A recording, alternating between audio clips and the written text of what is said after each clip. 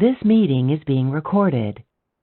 For problem 10 from chapter 15, we are advised to use tables 15.1 and 15.2 to determine the expected chemical shift for each type of proton that we see in these compounds shown below. So I've given you the tables right here for easy access as we go through these problems. So let's take a look at compound A, and first we'll start with this proton over here. And if we go to table 15.2, we can see that this proton in red, the aldehyde proton shown down here, would give a signal at approximately 10 ppm. So that's all they expect us to write for that proton there.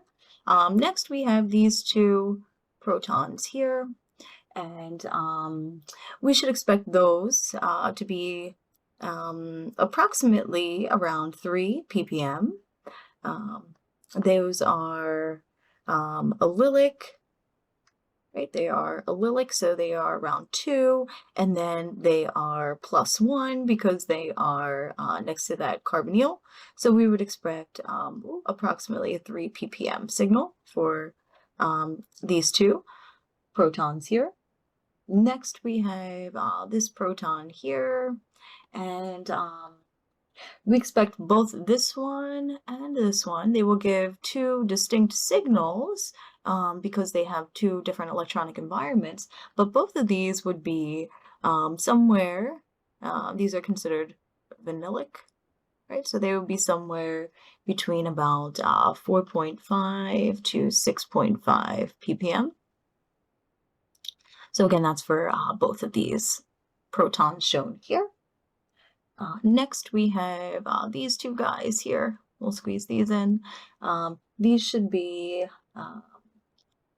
approximately 2.0. So these are those allylic again. So 2.0 ppm. Then we have these two methylene protons down here. There's not much happening nearby, so these two we would expect to just be approximately 1.2 ppm. Last, we have this proton over here. So this is an alkenyl proton. So this is on the end of an alkyne. So we expect that to be approximately 2.5 ppm. So again, we see 1, 2, 3, 4, 5, 6, 7 distinct signals for compound A. Let's look at compound B here. So now we have well, we have these two protons here, and each will give a distinct signal, but once again, these are in that vanillic proton range, so these would be between 4.5 and 6.5 ppm. Then we can move down here. We have, we have CH3 here, right? So we have 1, 2, 3. So these are methyl protons, but they are vanillic in sense. So these would give a, allylic rather, right? They're on the end of the single bond next to a double bond. So because they're allylic, we would see a signal around 2.0 ppm. Then moving along, we have these protons here. And these two, we would see a signal approximately 2.5 because they are beta to that alcohol oxygen there. So we add that 1/5, right? So we add 0.5. And now we have these protons up here. So these are going to be alpha to that oxygen, and we start at 1.2 plus 2.5. So we expect a signal around 3.7 for these two. And then last but not least, we have a wide range depending on our structure here. So this proton, this can be seen anywhere from a range of 2 to 5 ppm. So this here is for the alcohol. This has a very broad range for the chemical shift.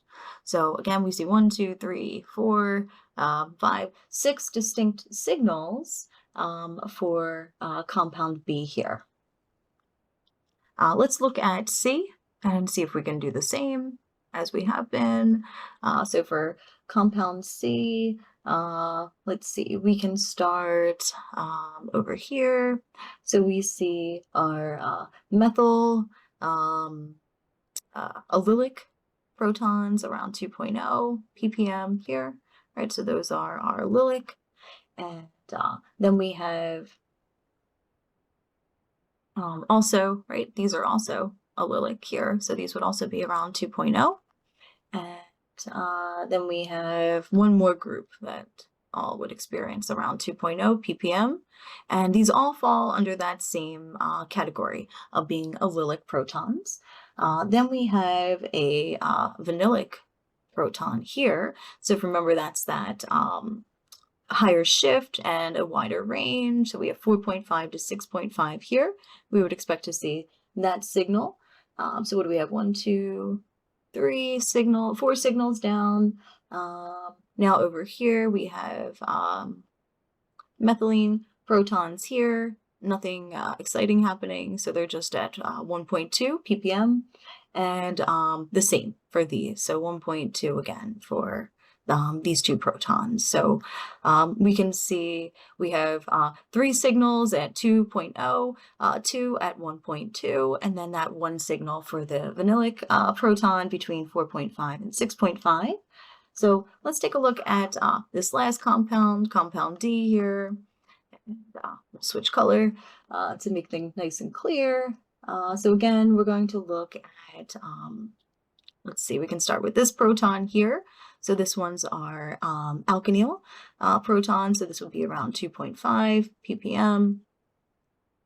We have our 2 methyl groups down here. These guys would they would start at 0.9, but since we are beta to that oxygen, we would add 0.5. So these would be, again, that's 0.9 plus 0.5 because of the beta oxygen. These would be about 1.4 ppm. And both of these methyl groups, right? And then we have these 3 protons over here, and we would start these at 0.9, but then we add 2.5 because they are alpha to that oxygen. So our last signal here, we would expect around 3.4 ppm.